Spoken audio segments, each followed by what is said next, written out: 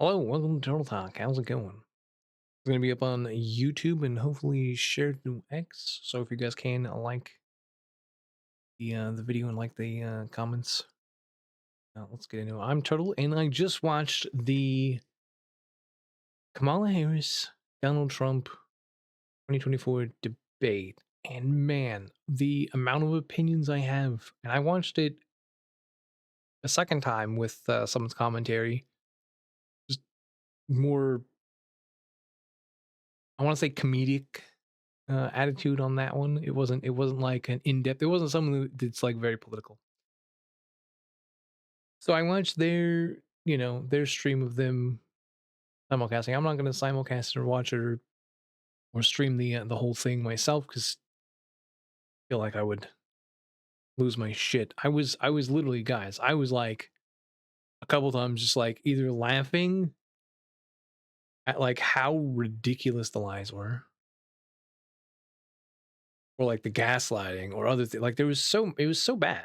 It was such a bad debate, if you can even call it that. It was like ABC versus Trump. It wasn't him against Kamala at all. They were shilling for her so hard. It was impossible to like watch and think like how are they so biased? How are they taking this like strong opinion that she's like the greatest? And she still didn't like they asked her questions. On the first question, she kind of like turned it into I was a middle class person that had problems and struggled, and it's like, but were you? I don't know. Like, I don't feel like she was. She didn't really have anything to back any of her stories. She mentioned other things that were just like bizarre, but the biggest problem with the whole thing is the amount of times that she brought up like the fine people hoax, the suckers and losers hoax. Never got fact checked. No one ever said anything about any of the things that she mentioned, but they were very quick when Trump brought up the Springfield, Ohio people are eating people's cats. They were like, oh, we called the city director and they said no. Like, there's a lot of video. There's a lot of people on X and stuff talking about that. Like, I'm not sure that a city director would want to admit to it right away to a news organization, especially one that's like a much bigger than just their local one. Like Trump said, we'll find out eventually, right? I mean, I've seen videos, man. I'm disgusted by it. I am an animal caring person. I've had many pets. I've lived near farms. I've never been on my own farm, but I have had neighbors that farm. I understand the circle of life. I've hunted, I've fished. I've lived in Alaska where sometimes survival is a necessity. But what you're seeing in Ohio is not that. It's not trying to live off the land. It's more voodoo and like that kind of thing mixed in with just like people that just don't know better, that haven't assimilated to America. Here's the thing about like people that come to America should be coming to America, become part of America. They shouldn't be coming to America trying to turn us into their third world country that they came from. And with the amount of illegal immigrants that have come in and just like want it to be just like home, that's not sending us your best, your brightest. That's not sending us your Einsteins. That is sending us your worst, your criminals, your insane asylums. Like there's a lot that those. This just doesn't make sense for that to be. And it's not all of them. Okay, look, there's 20 million 11 million, however many you want to assume illegal immigrants in the last 4 years. The high numbers put it at like it's probably 20 million. You know, the recorded numbers say like 11 million, but we all know that those are like so underestimated. So, without knowing the actual numbers, let's just assume that 1% is a lot. 1% of millions, tens of millions is a lot. That's a lot of people. If 1% of those people are not good people, if 1% of those people are crazy, are murderers, are demented, that's too many. How many people did it take to cause the tragedy of 9/11? We're on it's 9/11 now, technically for me. It's the anniversary of a great tragedy. And that was done by like a few bad actors. You know, like 12 dudes could cause a lot of pain. But when you think that there's millions of illegal immigrants, even 0.1% of that is a lot. That's too many. And they're spread out across the entire nation at this point. And it's just bad. It's not a situation you want to be in where you have to worry that there's even 1% of those people are bad. And like a higher estimate is probably like 4 or 5%. And I kind of have a rule, an estimate that, like 9 out of 10 people are probably fine, but there's that one bad actor. So 10% is like my high guess. There's like 10% of those people out of these millions that they're probably really bad.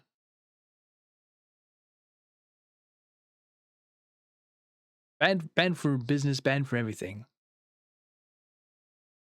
To be more serious though, 1% of those would be bad enough. You know, 1% of those, it's pretty bad.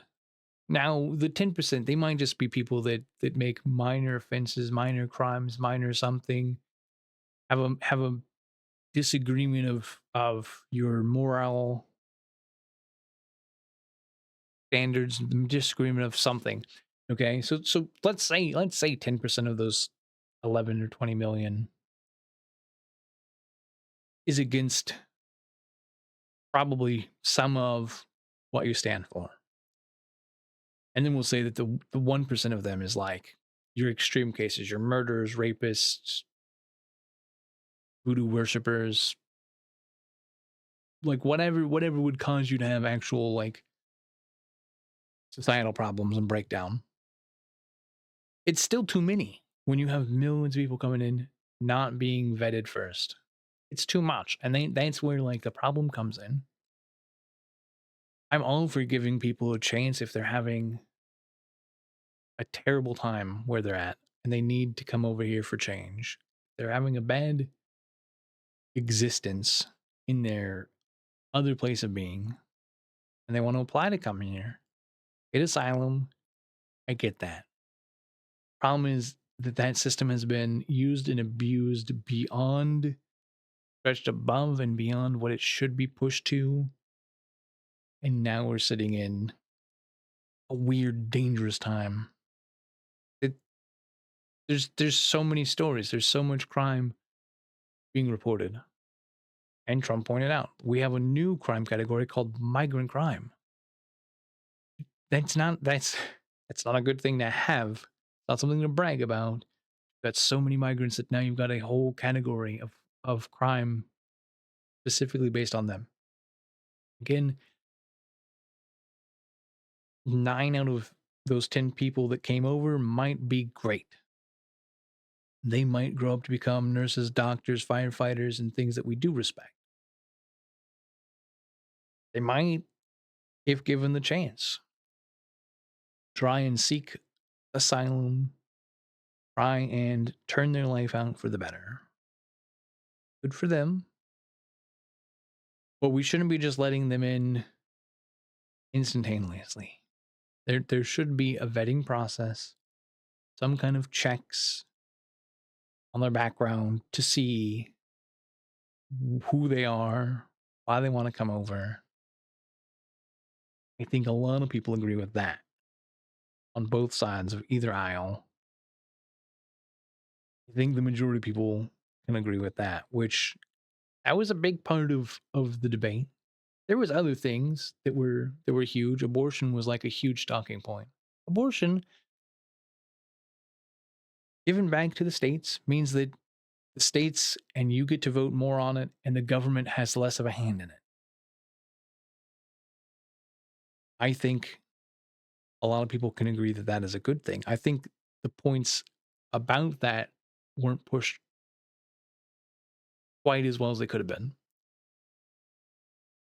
There was a lot of stuff brought up about Ninth Month abortion. They instantly fact checked Trump and said, no, it doesn't happen. I'm going to just tell you on X, there's plenty of maps that show states that do allow very late into the term, third trimester, or just no limits at all.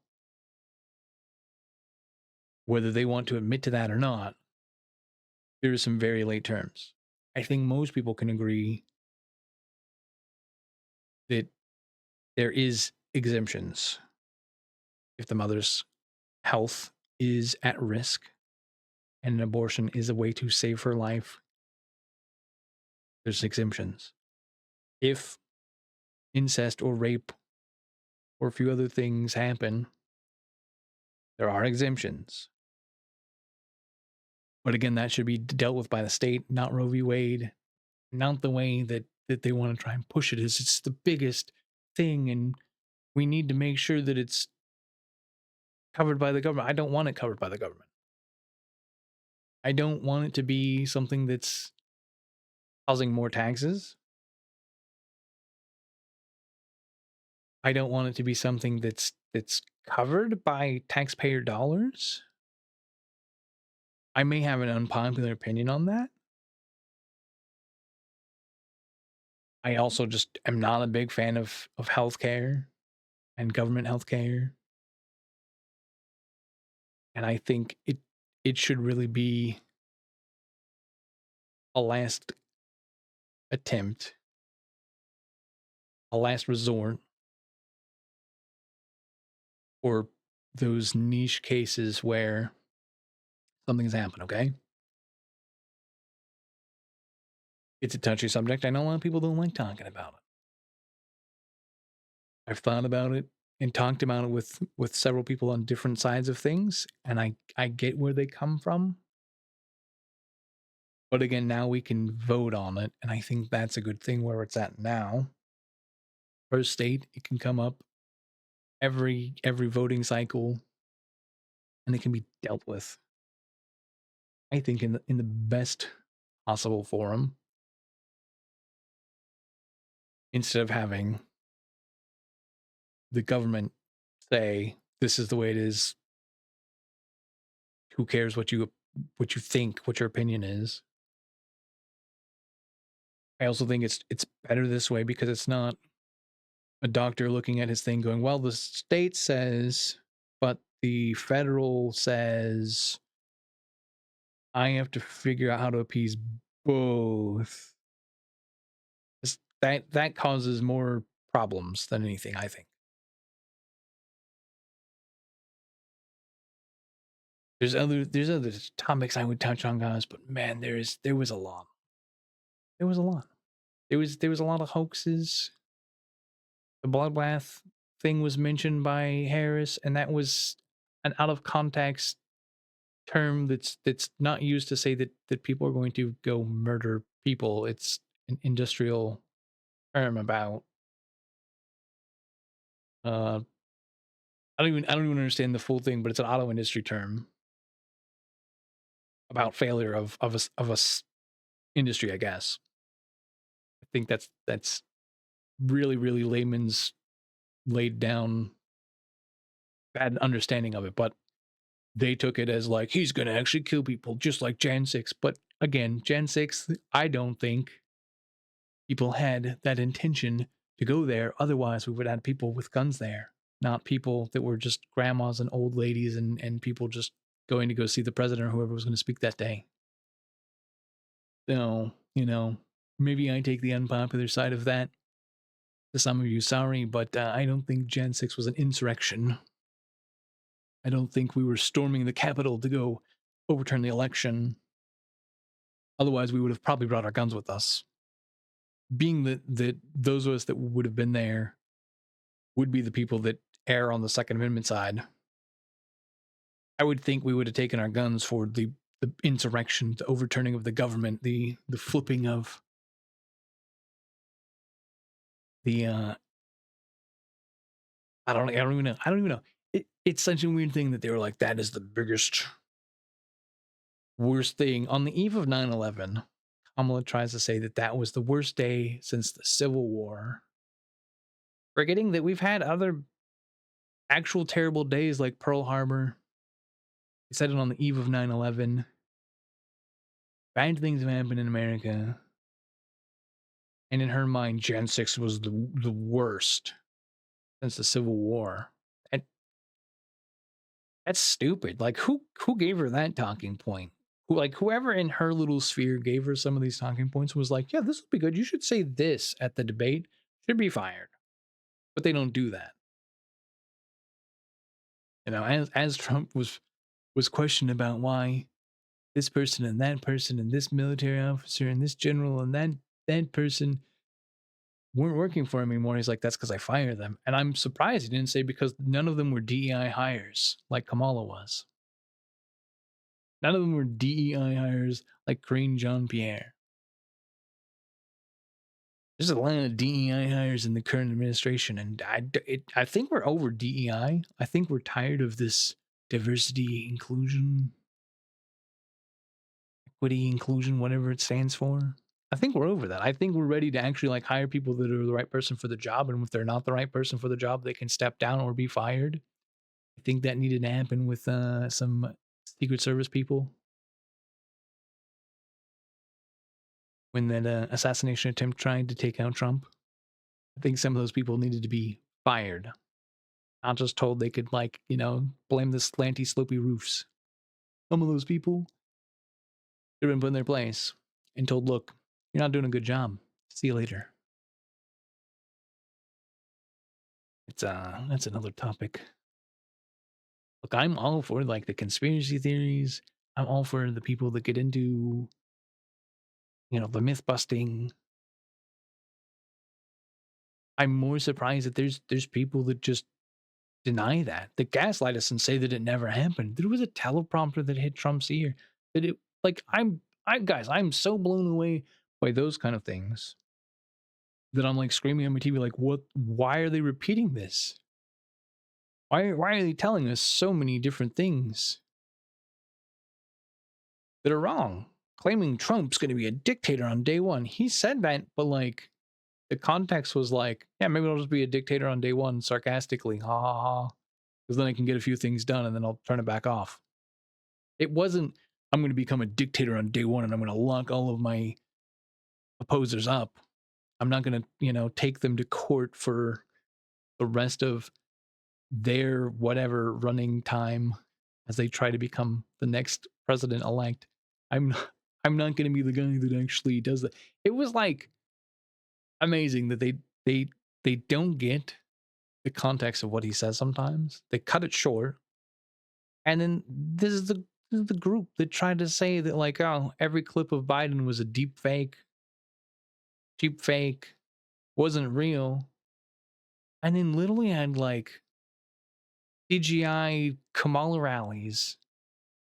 And I don't even know like how do they get away with trying to say that everything on our side was fake and then they actually get exposed by putting up pictures of stuff that's just like not real. It's clearly CGI, green screen, actual fake. I don't know, man. blows my mind. There's probably more I could talk about, guys. This has already gone on for a little bit. I'm trying to check the timer. We're like right over the 20-minute mark, but let me just say thank you guys for watching. Thanks for listening. There'll be more. I'll come up with some more things to talk about.